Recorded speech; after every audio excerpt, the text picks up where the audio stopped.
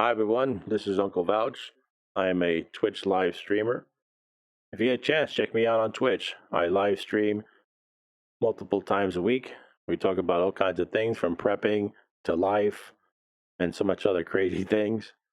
Well, today, as you can see, I have a number 10 can. Just received it, and I wanted to make this video to show uh, everyone, including my followers, what I do to process cans. In this case, we got ourselves a number 10 can of dehydrated potato shreds. I'm not affiliated with this company. I just wanted to show what I do to process cans. Now, a can like this normally will last decades. And in this case, this can says it has a best by date of March 2045. Currently, we're in March 2020, along with the coronavirus and all that crazy stuff. But I wanted to show you what I do. Now, this can, provided that you keep it in a cool, dark place, should last the full 25 years. But there might be situations where you're in high humidity. There might be situations that the can could rust. And so I'm going to show you what I do to make sure that I get the full duration of this can and more. So as you can see, it's a shiny brand new can. There are no dents or anything like that because you don't want it, anything like that. The one thing, and you can do this with regular cans too if you want to keep them for a long duration. But there's a couple of key things with cans. One, you want to make sure you have a can that's nice and shiny. There's no rust showing or anything like that because rust could, create issues with the can. Another thing you don't want is to have a can that's dented heavily. It could be slightly dented, but not fully dented, because if it's highly dented, there's a possibility it creates some type of microscopic hole or something that could basically let bacteria or oxygen in. And another thing you don't want for a can to be is bulging. If you find a bulging can, do not eat it. And the reason why it's bulging is because there's possibly the fact that there's bacteria in there. Bacteria is eating whatever contents are inside, and because bacteria will let off a gas, and that's what creates the can to bulge. So you never want to eat a can that is bulging, without a doubt, because that's a form of botulism that you can get, and botulism kills. So be very aware of that. So this can, again, will last anywhere for about 25 years. There's some that will last up to 30 years. Now, what I'm going to do to this can, and the thing is, it's kind of common sense. Like, for example, how many times you see on one of those end of the world type movies that people are rifling through cans and there's no labels on them? Well, it's because that's exactly what happens. The label is made of paper. Paper with time will deteriorate, and the glue that is used to to glue it onto the can will give up, and the paper label will fall off. So then you don't know what the hell's in the can. So I have an answer to that. Another thing is remember, the outside of the can is made of metal. Well, what happens when you have moisture and metal? Well, it tends to rust. So I have a solution for that. So I'm going to show you exactly what I do with all my cans that I receive. In addition, you could do this with any can that you want to store for a long time, and to make sure that you have it for when you need it. So I'm going to show you the things that you need. I'll continue. So right off the bat, I'm going to use some type of cutting tool. In this case, is an X-Acto knife. This will be used to remove the label from the can. Then you're going to need some tape, some clear packing tape. It could be anything that you could use to basically laminate the label. Because remember, paper deteriorates. It gets discolored. All kinds of things happen. So the plastic tape, I'm going to use it to laminate the label. Then, again, I told you that we're going to be basically applying something to the metal so that it doesn't rust. Well, what do people do all the time with their cars so that they have a nice new finish and it doesn't affect the metal of the car? Well, they wax it. So I use cheese wax, and that's what I apply to my cans. And what that does is it creates a nice thin layer that repels water. Okay, so we have the cheese wax. Now, before the cheese wax, we have to use something to mark the cans. Because remember, if the label comes off and you have a can that doesn't say anything, you don't know what the hell's in it. So you gotta grab yourself a Sharpie that you can then write down what's in it and also the best by date. I have a Sharpie. And then we have two other little things, and that are a clean used toothbrush. Now, the purpose of the clean used toothbrush is because it becomes pretty hard to apply this wax evenly. And you'll see as I'm doing it. And what the toothbrush will do will help it get into all those nooks and crannies and even out the wax all over the can. Then you will need something like a piece of paper towel. Now what that does is that while the toothbrush will be used to basically apply the wax roughly around the can, the paper towel will help you buff it out a little bit better so that you get an even distribution. Okay, so now with all that said, let me show you. I have multiple cans that I already kind of started the process, but I'm going to show you this process. Then I'll skip forward to the laminating and then the waxing and stuff like that. So in this case, what I do is I find a place where I could cut into the label. Now the reason why I cut, if you could somehow remove, because this is glued over here, if it somehow comes off easily, then by all means, don't have to worry about cutting it. But usually it's kind of tough. So what I do is I cut in a place that's not going to deal with any writing or anything. And I cut there, and I simply remove the label. So in this case, I'm going to make an insertion on the label without, make sure, again, you don't want to pierce the can whatsoever. You just want to take off the label. So kind of hard to do this. Well, here you go.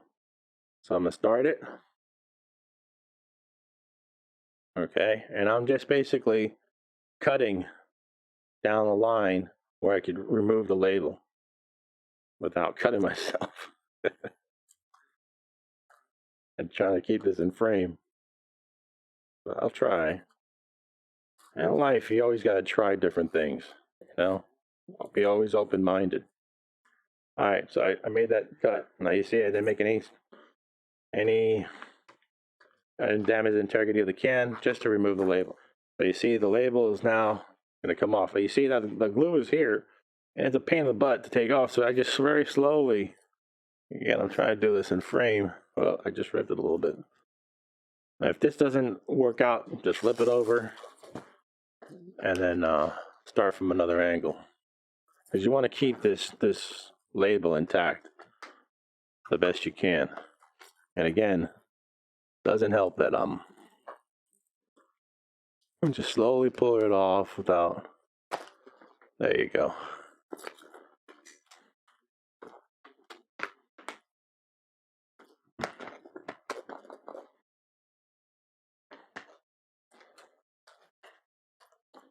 Again, I'm trying to keep this in frame.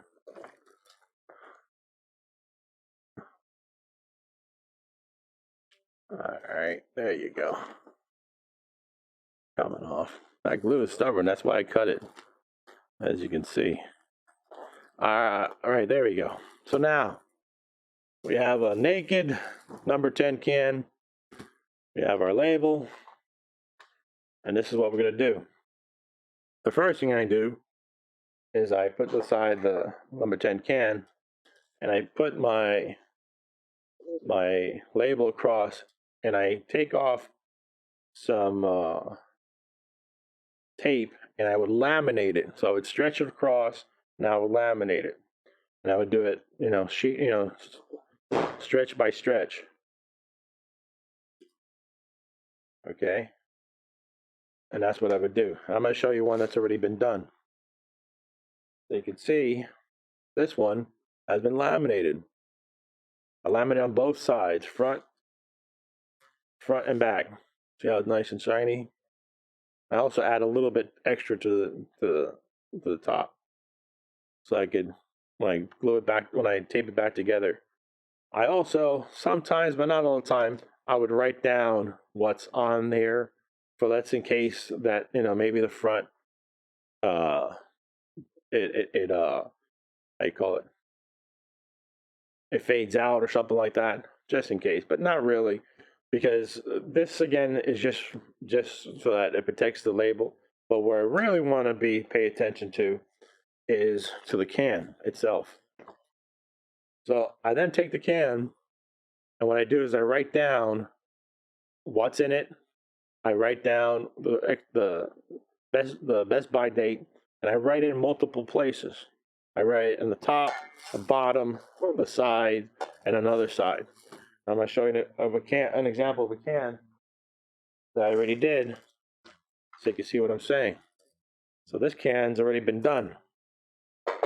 As you can see, top, bottom, side, side. Okay?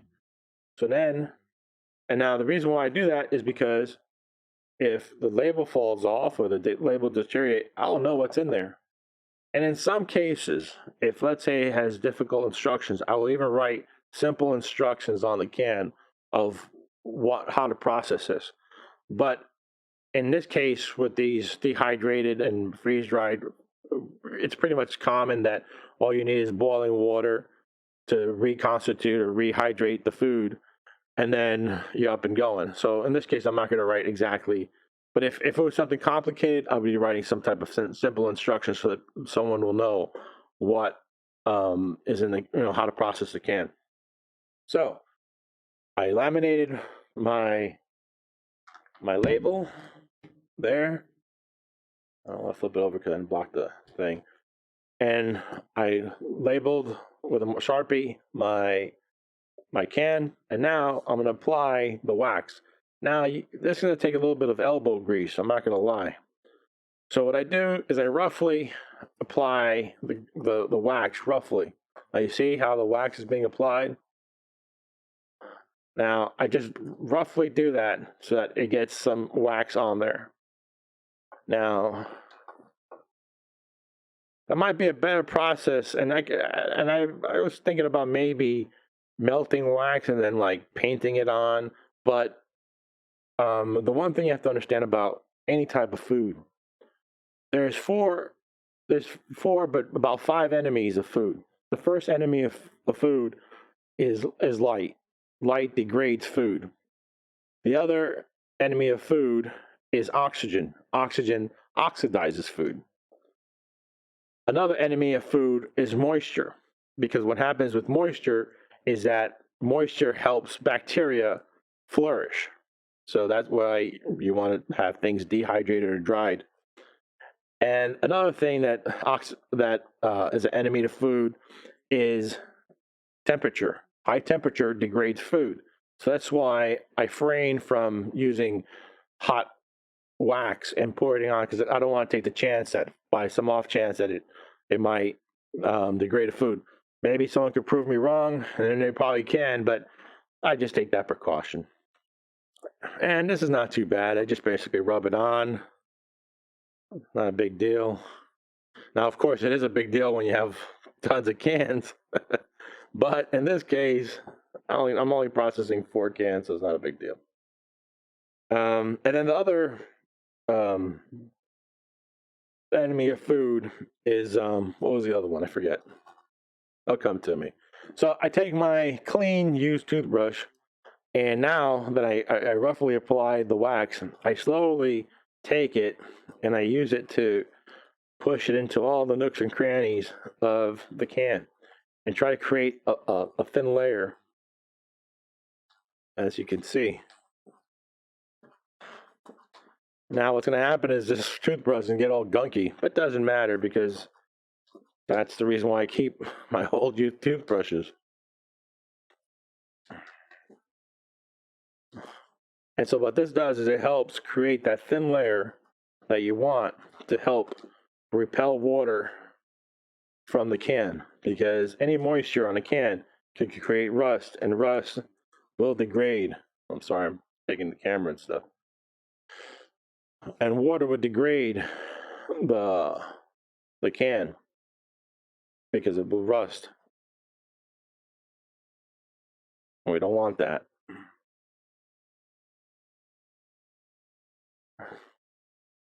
So you see, now I basically have a thin layer of wax on top of the can.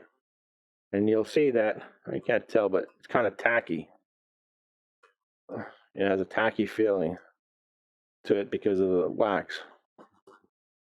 And then once I have it kind of well spread out, it's when I take that paper towel, cut off a little piece, and I use it to kind of like buffer it in. I don't want to be removing a lot of wax. I just want to make sure that I spread evenly the wax. You see, so it spreads nice and even to create that thin layer that's going to give some added protection to the can.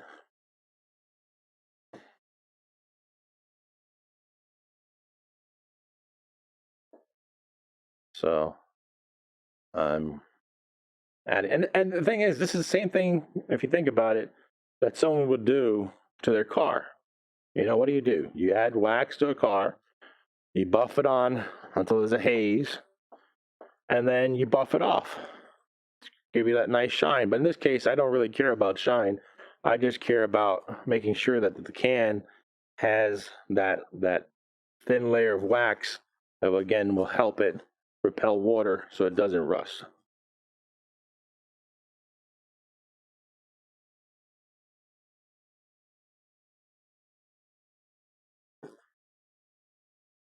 And there you go. See, now you have a pretty good thin layer. There you go. Now there's a thin layer, not as shiny. If you look if I show you here, see how it's kind of like dull, and I show you here, shiny. And that's another way you can tell if you applied it right, especially when you do like the sides. This part's gonna be all shiny, and then as you add more, it'll become dull. And that's exactly what I do when I buffer it. I buff it on the corner so I can see if there's a high reflection. If there is, that means I'm missing spots. So, okay, so we did this top, we gotta do this bottom, we're gonna do the sides. I'm gonna briefly show you how I do the sides. So what I do is, again, I take the wax and I just roughly apply it on. I'm not looking for medals on how beautiful it looks. I'm just trying to get the job done. And in addition, so I put it to the sides, I also put it to this top rim, roughly, again, just about getting the job done. If you check me out on Twitch, you'll find out that's what I'm all about, just getting the job done. I don't have time to be making things look all purty and stuff. All right, so just getting the job done. Get on this side. Which I'm getting wax all over my nice white. It's not gonna look pretty. So I'm adding this.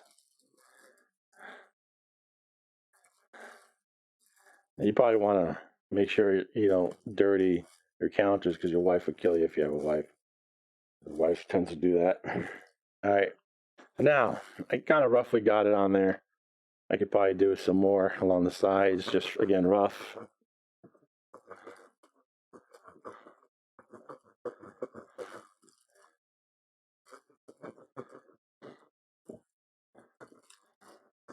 Just get that wax on there. Now, again, you want to do this to all the cans that you want to store for quite some time.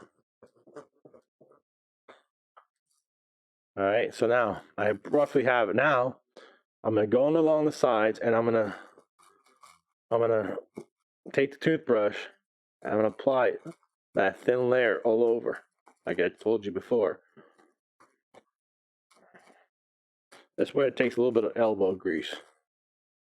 That's not too bad. And the way I could tell that it's applying is that, see, here it's hazy, and in the case where I'm not getting it, it's a little bit shiny. So I know that has to be applied. So I would go over to that section.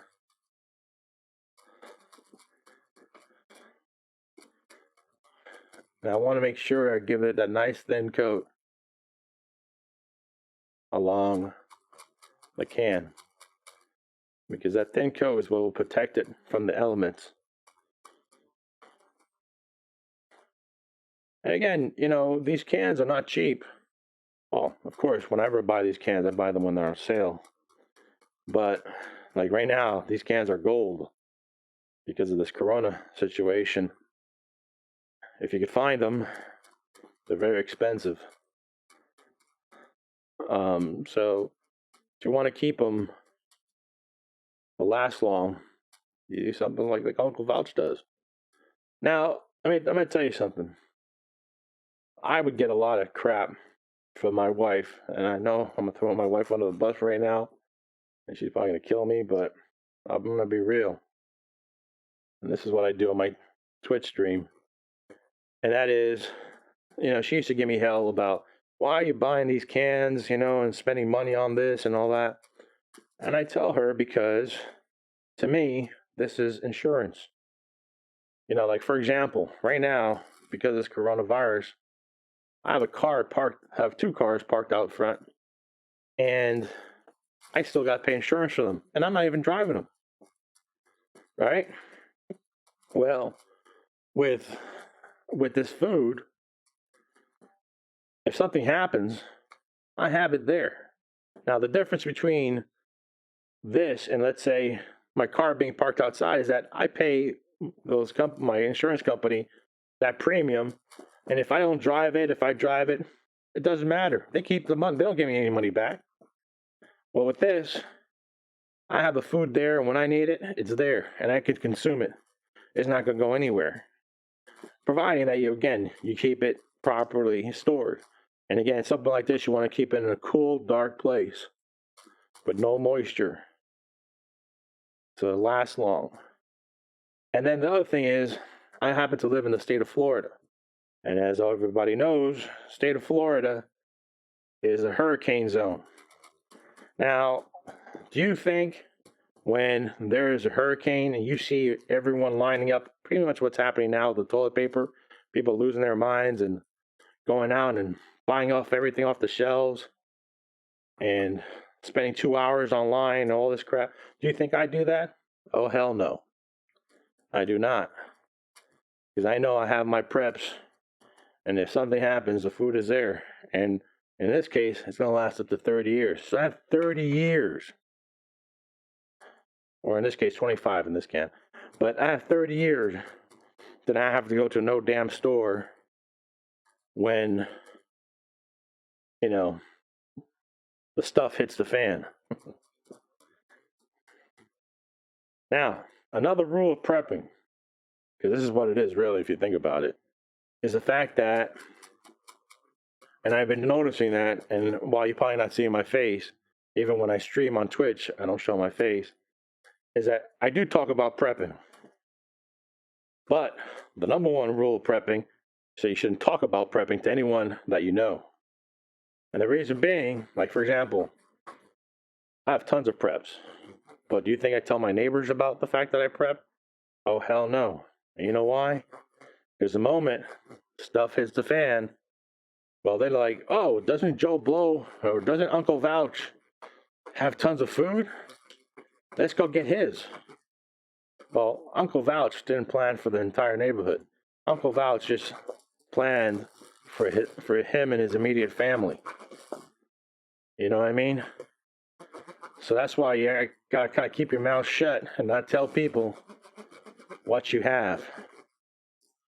Because the moment you do, well, then they're like, well, I don't need to store anything because Uncle Vouch down the street has it. Well, surprise, surprise. No, he doesn't. And if you come, well, you get yourself a nice, nasty surprise. Because I'd be damned if I did all this work just to hand it over to some dude that decided not to do his due diligence and prepare. So, just putting it out there. All right, so it doesn't look pretty, but like I said, just got to get the job done. I'll do this side real quick. I got more of these to do. I don't want to spend all day doing this, to be honest with you. So, like I said, I'm a live streamer on Twitch. I have a following of very interesting people. And we talk about all kinds of different things. You should come check me out from time to time.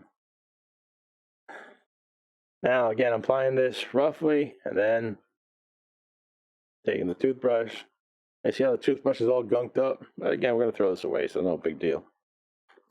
Again, you want to make sure the toothbrush is clean, though. You don't want to be, spreading bacteria all over your cans. That's not the whole point of this exercise.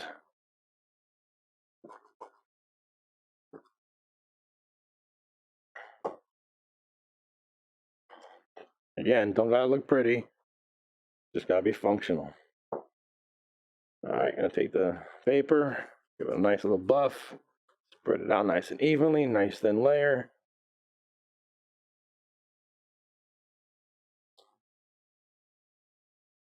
Just like I'm applying it to a car. Waxing a car. I'm waxing my cans. Another reason why I decided to make this video is because I haven't seen anybody wax cans. Seen them wax cheese, but never cans. And again, to me, this is very important because I want to make sure when I need this can, they're ready for me. Not that I left it 20 years and find out to go to it and says, oh well, it got all rusted and now I can't use it. That's not its purpose. Its purpose is there so that when I need it, it's there, ready to feed my family. Alright, well, this is pretty much it. Just spreading it, nice thin layer. Make sure I get all the nooks and crannies. Try keeping it in frame. Alright, so we have our wax can marked, it's waxed. Then we take our nice beautiful laminated. Now I think this one is not, I didn't cover, I didn't cover out the name of the company. So you take it, and then you take some tape, you put it along the side here,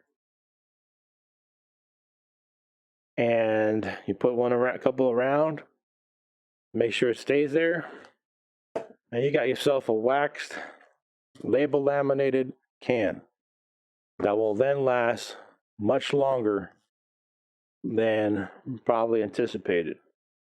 And again, this just helps out the can last longer, which is what you want. So again, I'm just showing you this side because I'm not affiliated with the company. So there you go. One laminated wax can ready to go, put in storage, a cool, dark, nice place. And also maybe a little bit elevated, so let's say something floods, it doesn't wet the can. Or don't keep it on carpet, because carpet sometimes tends to draw humidity.